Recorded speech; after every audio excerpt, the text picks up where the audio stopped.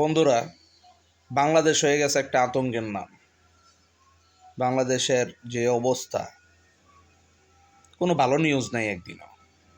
আপনি social media on করেন, খবর দেখেন, আপনি ধরেন যাই করেন, রোডে বাইরন, যে অবস্থা চলতেছে, দিনকে দিন খারাপ অবস্থায় চলতেছে। এ দেশের মানুষ বিদেশ থেকে আসলে বা বিদেশি মানুষ আসলে তো ভয় পাই। এ দেশে তাদের জন্ম, তারাও একটু মনে করেন 3-4 মাসের জন্য বা 1 মাসের জন্য বিদেশ থেকে আসলেও ভয় পায়। হ্যাঁ, এখানে কেমনে থাকবো? এত অবস্থা খুবই খারাপ। দেখতে পাচ্ছেন, রিক্সায় করে একটা নেতা যাইতেছে, ওর মাথায় গুলি করে দিছে মারার জন্য।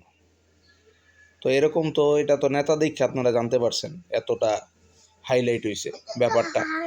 কিন্তু এরকম তো ডেলিই চলতেছে, মোহাম্মদপুর, বনানী, সব এলাকাতে। দেশের আইন কানুনের ব্যবস্থার উন্নতি হইল না, অবস্থা খুবই খারাপ। এভাবে চলতে থাকলে